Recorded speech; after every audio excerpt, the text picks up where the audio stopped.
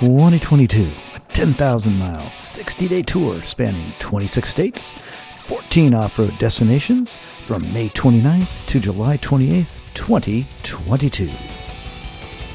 In this episode, we cover our travel to Silver Lake Sand Dunes, Michigan, Drummond Island, Michigan, Land O'Lakes, Wisconsin, the Iron Range of Minnesota, and Southern Missouri Off-Road Ranch, where we wheel with a bunch of our listeners and are in a 4th of July parade. We headed north on I-75, almost due north, and then we had to go all the way through Indiana as well.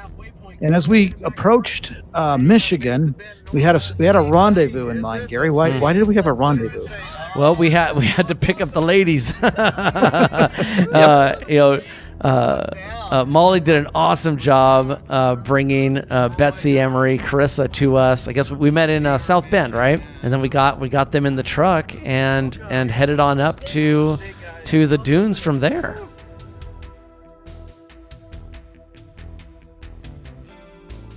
We met a lot of people. Micah was there. Yes.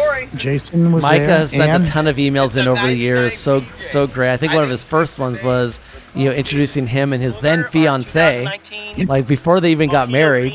And then he sent us, he checked in with us when he got married and sent us pictures of the wedding. It was a Jeep wedding and everything. So, Micah's just great. He did so much to coordinate. You'll hear what he did up for Drummond for us too. Jason has been a long-time listener as well. He's got the other Texas Pride trailer. He calls his little brother. The little brother, yes. It's a 36-footer, but it's called Little Brother because it's not 40. It's not 40. It's his long hauler. Anyway, so that's been fun. Ann and Scott that you mentioned, they have been, we've known them for years. They used to live out here in Gig Harbor, Washington, and we wheeled with them. I think they went on, some of their earliest wheeling was with us, I remember. I think so, yeah. Stephen from, he's from Ann Arbor. Oh, okay. Yeah, he's a baker. He bakes all kinds of stuff for the University of Michigan. Nice. He doesn't work for him, but he's a supplier, right? Gotcha. So Stephen was there. Mike. We met Mike. P. Mike P. is of Cargo Dog. Yes. Yeah, Mike was there. Josh, he's a good buddy of Jason's. Jason and Josh were on the CJ5s, by the way. Old school. Old school. They looked great.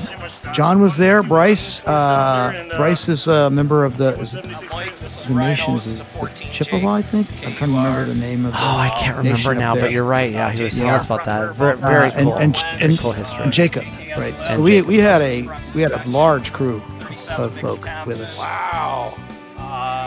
But then once we got going, it was fun. So you buzz out. So Silver Lake is a state park, and there's a lot of dunes. But they have I think it was how big is it? Something like 400. Oh yeah, 450 acres is set up for. It's an off-road scramble area. Yeah. It's not really so much a trail as there's a direction you go. That's right. Yeah. Well, and it's for safety, right? Like if they just let you go out there and let everybody go any which way, you'd have a lot more people running into each other because it's really not that large. But if you set up some general, a big circle and some general rules around, hey, in this section, this is a one-way only in this section, then you're a lot less likely to actually go and hit some people. But it was great. I mean, like it starts off with just this big hill climb, so you get to Test Hill. They call it Test Hill, and it's great. You get to floor it and get all the way up, and we did loops, and I think everybody did that about 3 or 4 times, at least, yeah. Oh yeah, and when you're doing the loop, it's a little over halfway on the loop. Mm-hmm. Well, yeah, a little over halfway. You come to Lake Michigan shore. That was awesome. You're right on, literally. Yeah. But you can't drive into the lake. You'll get in trouble if you do that. But there's nothing that would actually prevent you from doing that except stupidity. But anyway, you can walk out, and the water's not that warm actually for those that went out and put their toes in. But it's so pretty. It was. And we had our lunch there. A lot of people were having their lunch there, of course, because I think that's the lunch spot. Yeah, it's a good place to stop. These Great Lakes are just just awesomely clear. And I guess I don't remember if we mentioned this before, but like, the locals are, they call it, like, we got East Coast and West Coast, and they call theirs the Fresh Coast. I think it happened because I was following you. Oh yes, that's what happened. So I'm following you taking a video, and you did the right thing, right? Which is, as you come to the crest, you start to slow down a little bit. Except I still needed all of my speed to finish making it. So you're gonna crash into. So I'm close to you. I'm trying to take as close of a video as I can, and then you slow down the last 5 feet, which makes me slow down the last 10 feet, and then I didn't make it. And I'm like, Gary, I didn't make it. But of course you had to slow down. If you would have kept going full speed, you would have launched it too. So yeah, exactly. Yeah, when you crest, you do have to back off, and then and get your bearings too on like where do you go down exactly too. Right, and get out of the way. And then like in the middle of this loop, there is kind of just areas where you can just kind of go your own direction, right? Find stuff, and you obviously are on the lookout because there's rigs all over. But you can choose little hills. You can zoom in and out of trees and bushes. And then there were some like side little there were smaller hills than this test hill, but they were still steep and very challenging. Super steep.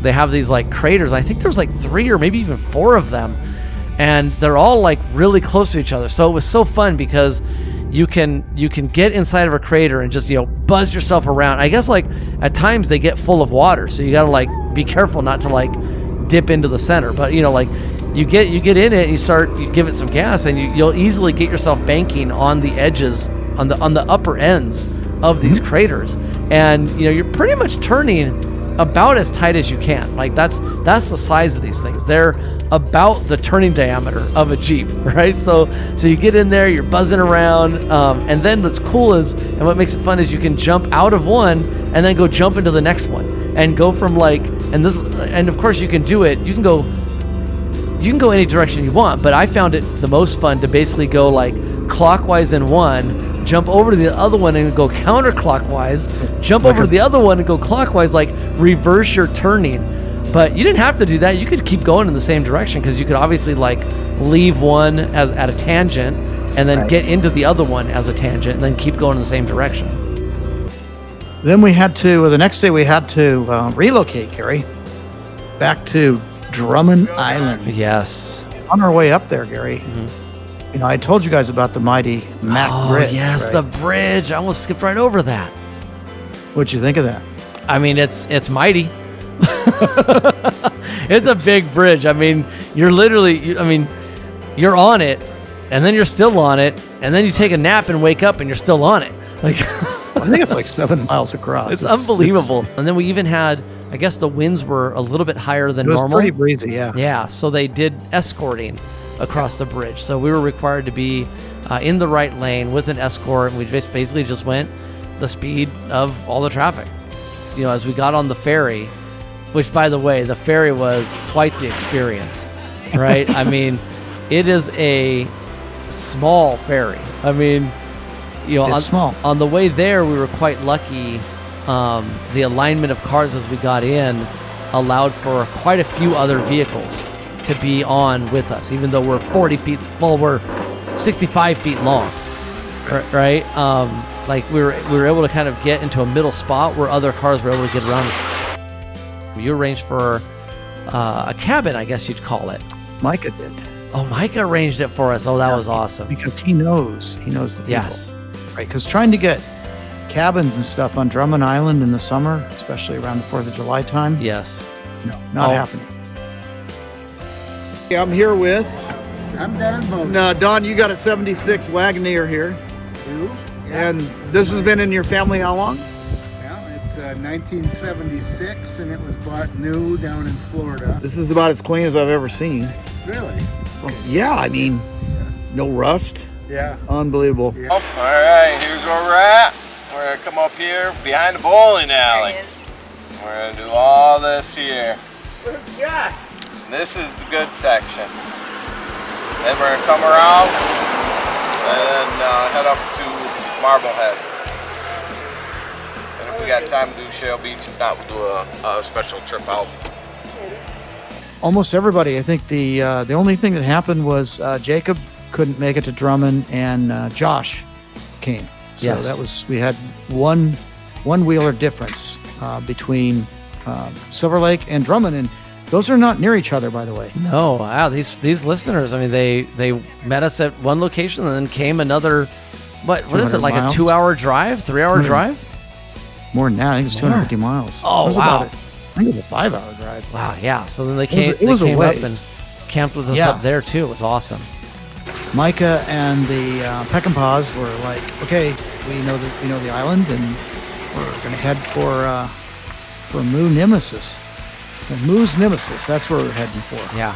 And so we got out on that thing, and there was a kind of an optional rock ledge. You know, Yeah, like right when we got onto the difficult part, like this rock outcropping shows up, and I'm like, oh yeah, but it was wet.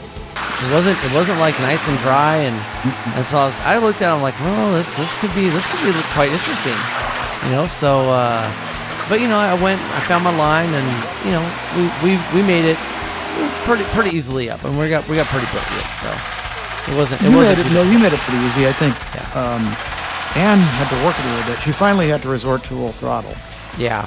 And I tried to crawl it. That didn't work because it was slippery, so I had to do a little bit of throttle too. I think Yeah. you're the one that knew from the beginning, just give it a little bit of throttle on the way up, keep Yeah. a little momentum and then go down. Right. But if you lose your momentum, it's too slippery. It's too slippery. Yeah. And I think one other rig tried to go up. I don't remember if Micah tried it. Did No, Micah do it? Steven. I think Steven was the one who tried to go up. Steven tried to do it, and that didn't work out too well, so he had to go around it, I think. Or it's possible that he did Or did he make it. winch? I think I can't remember now, but he was working it for a little while. I just can't remember now if he finally got a line and made it up, or if he ended up going around. I don't remember now. Steven's gonna have to write us and remind Yeah, us. come on, Steven. Send us an update. Or we got to get some of the video from everybody, and then we'll have evidence. That's right. Yeah. And then, oh my goodness, we worked our way over, I think, on Walker. We ran Walker Trail for a while, and then I don't remember. We were on Walker, and Walker wasn't that hard. And then we ended up on some side road. I don't remember. And we eventually got on a muddy section Oh yeah. that ended, right? Yeah, it got muddy and then it just went to a dead end, right? Is that the one you're talking about? Yeah. So we drove it all the way up. So we basically missed the connection into Titan Twisties, right? Yeah, Titan Twisties, and the guys were like, "Oops, we missed Titan Twisties. We all got to turn around now," and we all had to turn around in the mud. Right. There was a fair amount of mud on Drummond at that time of the year. Yeah, I was surprised being July 1st. But yeah, there were some muddy spots for sure. I mean, so Titan Twisties, that was the muddiest of the day, right? Oh yeah. Yeah. So, you know, there were times where it was challenging. It wasn't easy. You know, like especially that one section where, you know, everybody kind of got out and like helped each other get through, right? We had to winch a few people that you had to get around, and then there was that little ravine. It was so muddy, you had to look through it. Yeah. And so yeah, you know, there's some deeper areas there. There's some areas that you got to be able to like climb up and get out of the mud hole in order to get traction. And obviously, you know, momentum helps. And so a lot of the rigs were able to get themselves some momentum and get themselves through. I think, you know, Mike got through on his own power, and then Jason's like, "I got this," and so he goes, he just throttled his way through it, man. He's like, bomb, and bouncing through the mud, and you know, there's a place you had to like climb up out of the mud in order to kind of be able to turn well enough to where you could then hit the next mud line. And he did it, and he bounced out, and then went up to the next one and just gave it some throttle and got up. But then was it Josh or It was Josh. Yeah. Josh had the other CJ. Josh from the other one didn't have as much gusto with this I don't think throttle his foot. tires were as tall as he Oh, there's that So I too. think he was yeah. getting high-centered more. Yeah. So he got stuck in several places. Mike, fortunately, Yes. stayed in that section, and he was set up to that. So Mike turned around, got pointed back, down the trail, and basically we had to winch him through. We're supposed to have a third night so we can do a second day of wheeling, but there's a big mess up. We double booked tomorrow night. The only bright side, I guess, to that was we were really pushing it close, trying to get to Wisconsin, trying to get there on the 3rd, and then doing the 4th and everything in the Jeeps, and then having to leave on the 5th was tight. So we did get to go earlier to the family compound, and that worked out really well. That was a worked out fantastic- great. Your family, all of that extended family, just absolutely great people. They were so welcoming. We got to hang out there and do a bunch of fireworks. Drink at the bar, and the Loon Saloon. the Yep. Loon Saloon, and just everybody was so welcoming. It was absolutely fantastic. And of course, being in Land O'Lakes on July 4th, we participated in the parade down Main Street. We had planned to also be in the Phelps Parade, but heavy rain and us being pretty open dampened our spirits to do so. Come on.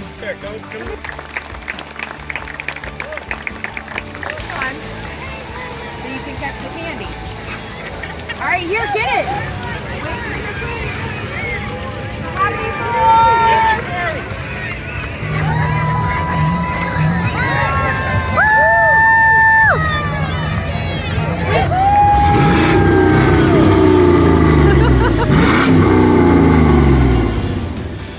From Land O'Lakes, we continue our wheeling adventure to Gilbert, Minnesota, home of the Iron Range ORV. So it's 1,200 acres, 38 miles worth of trail. The purple are the core trails. They're for all 3 vehicles, Jeeps, ATVs, motorcycles. They're marked with difficulty signs, easiest, moderate, and the hardest. All right. Well, see, now Gary, Brad's a guest on the show. Yeah. Right? He's a listener. Yes. And then we got lucky enough to have another visitor too. Yes, Terry joined us from the Minnesota Trail Wizard Facebook group. Drivers, I mean, Terry did great too, man. Like, he moved along. He fit in great with our group because, he was moving fast and he was picking hard lines. Mm-hmm.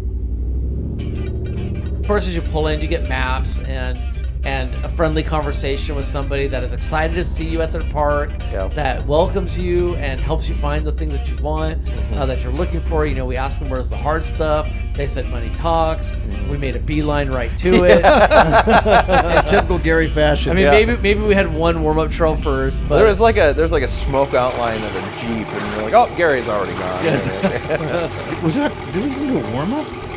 we did hit one trail before money talks. I can't remember. Yeah. Oh, Gumby. Gumby. Oh, Gumby. Yeah. We should have brought our notes on that, of what trails we were on. Gumby, yeah. We did run Gumby. Gumby was Gumby was really good, yeah. I mean, it's a warm-up, right? We did all around money talks, and which was supposedly a hard one. But, for us, like, we're pretty used to rock crawling, and the lady at the booth said money talks was their hard one, so we went over and did that, and it was nice and long. It was pretty good. I got a pickle. I got in a turtle. I can't quite clear a lot of the bouldery types of things that you guys can easily clear. But while you'd run a trail that had the big boulders and it was challenging to get over, where you need big tires and really stout lifts.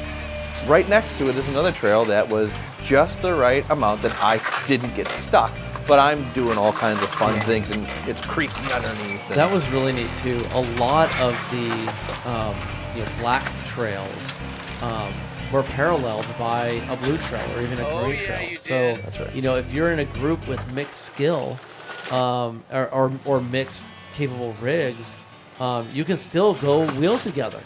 You go wheel, like somebody goes on the big rocky one, somebody else goes on the blue, somebody else goes on the green, and you all end up at the same spot.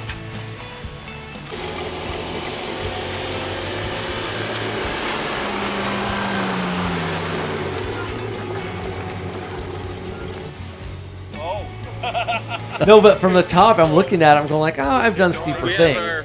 But what you can't tell from above is kind of like how sandy and shale. It's that shale. Yeah, it's just very loose dirt. Like it's steep, but you can't.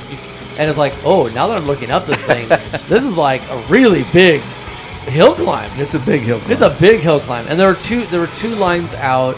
I did try the harder line first, which had a couple of rocks in it part way up. Yeah. And, they were in a place where it just stopped your momentum. Like I tried to go into it with momentum. You have to be a little bit careful. You can't just slam your front end into a rock and try to carry the momentum over. Well, not with that grade. No, not with that grade. So I did it carefully first. Yeah. And once I wasn't able to kind of do that line carefully, I went over to the next one, which was only slightly less difficult because it just didn't have the boulders in it, but it was just as steep. And did I take a second try? Oh, I did take a second try. So I thought, okay, let's try crawling it first. So didn't really use momentum. I just kind of start crawling and get about maybe only a third up. Yeah. And the tires start spinning. I'm like, okay, well, I'm not going to be able to crawl it, so we got to do something else. And and so I back up, give it a bunch of throttle. I think it was the second try, right? I think so. It was the second try on, Yeah. on the driver's side. I think this might have been one of the first times we really actually heard the LS come to life, too. Yeah. Like, really, the horsepower's there, Like, move over, lumens, here comes the when in horsepower. doubt, throttle out. And he There you did. go. Gave it a bunch of throttle. The LS revs up and just powered my way up that hill. Can't see my place.